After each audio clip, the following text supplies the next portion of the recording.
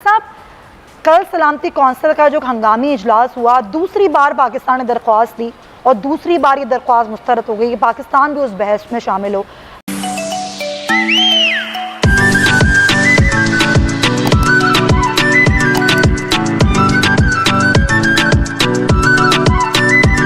क्या है prime minister का आपने सोच लिया, आपने सुन ही लिया है। उन्होंने कहा कि हम इंटरफेरेंस नहीं करेंगे, लेकिन यहाँ एक सूरत हाल जो पैदा हो रही है, मौलाना फजल रहमान ने अपलॉड किया है और कहा कि हम आपकी मदद के लिए आएंगे। हमने किसी की कोई मदद नहीं करनी, हमारे लिए कोई फेवरेट नहीं है। अब ये एक सिचुएशन क्रिएट हो सकती है इन फजल रहमान एरिया कि हाँ भाई वो मदद करेंगे जाके। भाई पाकिस्तान एक न्यूट्रल मुल्क है, इसने बड़ी मार खाई है पिछली 79 to 89, और अब इस वक्त जो तालिबान आ गए हैं, जिन्होंने आना था एवेंचुअली, क्या एक होता था गुड तालिबान, एक होता था बैड तालिबान। इस वक्त हमने देखना है प्रो तालिबान या एंटी तालिबान। साहब, कल सलामती कौंसिल का जो हंगामी इजलास हुआ, दूसरी बार पाकिस्तान ने दरख्वास्त दी और दूसरी बार ये दरख्वास्त मुस्तरद हो गई कि पाकिस्तान भी उस बहस में शामिल हो। ज़ाहिर बड़ा अहम पाकिस्तान का अपना एक मौक़िफ़ है और पाकिस्तान का मौक़िफ़ आना भी चाहिए था, लेकिन जो भारत खेल रहा है और जिस तरह भारत में सफ़े मातम बिछी हुई है, क्या आपको लगता है कि भारत को सलामती कौंसिल की रुकनियत का अहल है भी वो, जिस तरीके से वो वहाँ बैठा हुआ है, वो बात कर रहा है इन तमाम तर चीज़ों को? देखें, ये भारत बिल्कुल अहल नहीं है। भारत की बहुत बदनीयती इसमें शामिल है। जिस तरीके से सबसे ज़्यादा अफेक्टेड पाकिस्तान है, पाकिस्तान उनका नेबर है, Pakistan victim of terrorism. Pakistan हर मौके पे अफगान तालिबान को अमेरिकन एडमिनिस्ट्रेशन के साथ बिठाया, उनका मुआहदा कराया, अफगान इंटर डायलॉग करवाए हैं। तो पाकिस्तान की सबसे ज़्यादा सेक्रीफाइसेस और कंट्रीब्यूशन है। इसके ऊपर पाकिस्तान को अपना नुक्ता ना बताने के इस्लाम वहाँ पर आई थिंक ये एक नहायत अफसोसनाक बात है। और इसमें I don't blame only Indians, इसमें अमेरिकन की मर्जी के बगैर इंडिया की मर्जी नहीं है कि वो ये कर सके। इस बात का हमें अफसोस होता है कि आपको जब जरूरत होती है तो आप पाकिस्तान के आगे फिरते हैं, और जब आपको मकसद ख़त्म हो जाता है then you turn your faces.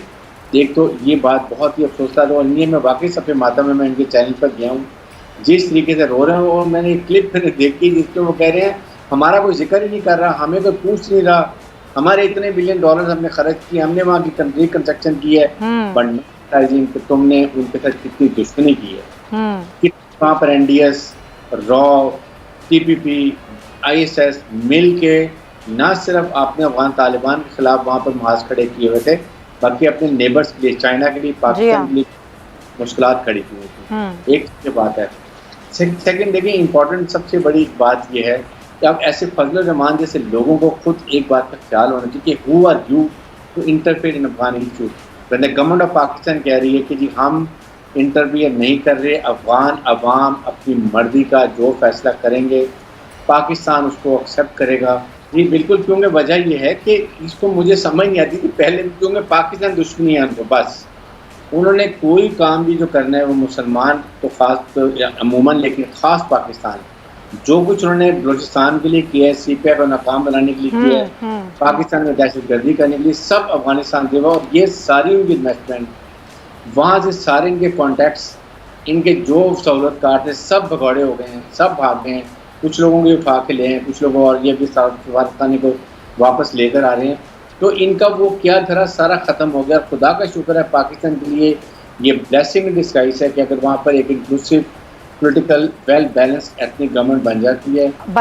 तो देखिए, हम तालिबान को नहीं रोक सकते, हम अमेरिका को नहीं रोक सके थे, हम अशरफ गनी साहब को नहीं रोक सके थे, लेकिन इसका जो असल दूसरा पहलू है बतौर पाकिस्तानी अगर मैं बात करूं, तो हम एक अरसा से एक ऐसी जंग लड़ रहे हैं जो हमारी जंग नहीं है, और उस जंग में चाहते या ना चाहते हुए अमेरिका बहादुर ने हमेशा ये किया कि अवामी क़यादत को पीछे करके वो डिक्टेटरशिप की हमायत करते रहे। ज़िया साहब के दौर में ये सिलसिला शुरू हुआ, फिर उन्हें ज़रूरत पड़ी तो उन्होंने मुशर्रफ साहब का सहारा लिया, और तब भी ऐसा ही हुआ।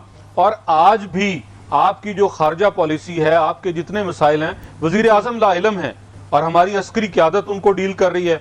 आज भी ये सारे फैसले, और अगर आप पिछले साल भर के जो है वो तबसरे, बयान, कुवैत, कतर, मुलाकातें, बैठना, हमारे फॉरेन मिनिस्टर साहब की गुफ्तगू اور ابھی آپ نے عمران خان صاحب کا آفیشیل بیان کا ذکر نہیں کیا جس کے اندر انہوں نے یہ کہا کہ افغانستان کے اندر غلامی کی زنجیریں ٹوٹی. آج یہ سرکاری بیان ہے ریاست پاکستان کا, اس کے اوپر بات کیجئے. کیا اشرف غنی نے غلام بنایا ہوا تھا؟ ہاں نہیں. امریکہ نے غلام بنایا ہوا تھا؟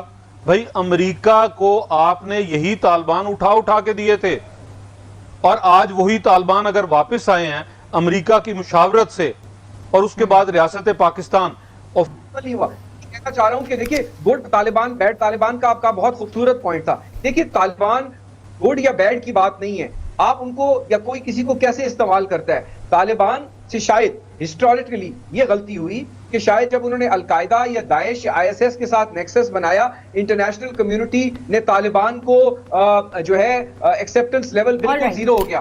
جو خان صاحب 20 سال پہلے کہتے تھے 25 سال کہتے تھے, جن لوگوں کا ذہن غلامانہ تھا, سمجھتے کہ امریکہ جیسی طاقت کے سامنے ٹھہر نہیں سکیں گے, وہ غلط ثابت ہو گئے اور عمران خان ٹھیک ثابت ہوئے. سو پہلی بات تو یہ ہے کہ اس کا مطلب ہے کہ ہم زیادہ اچھا جانتے تھے افغانوں کی کلچر کو, افغانوں کی عادات کو اور ان کی جو کیپیسٹی ٹو وار اس کو. پھر آپ افغانیوں کو بھی زیادہ اچھے سے جانتے تھے. ٹھیک ہے.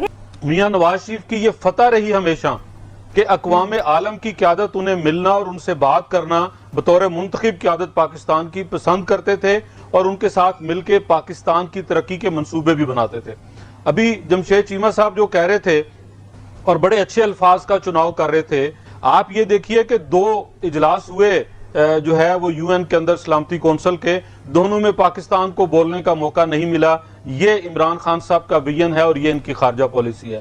پچھلے 1 سال میں بتا دیں کہ عمران خان صاحب نے یہ جو الفاظ انہوں نے بہت اچھے بولے کہ جی تمام مکاتب فکر, تمام علاقائی لوگ, جتنے سٹیک ہولڈرز ہیں, سب کو مل بیٹھ کے ایک وسیع تر حکومت ہونی چاہیے. عمران خان صاحب کی کوئی ایک کاوش, کوئی ایک ایسا کام بتا دیں جو پچھلے 1 سال میں عمران خان نے افغانستان کے لیے کیا ہو, جس کے تحت وہ کہہ سکیں کہ میرا ان سے رابطہ تھا اور میں ان کو اس جو ہے وہ ایشو کی طرف, اس ایجنڈے کی طرف لے کے آنا چاہتا تھا کہ ہم جو ہے ایک وسیع تر حکومت بنائیں.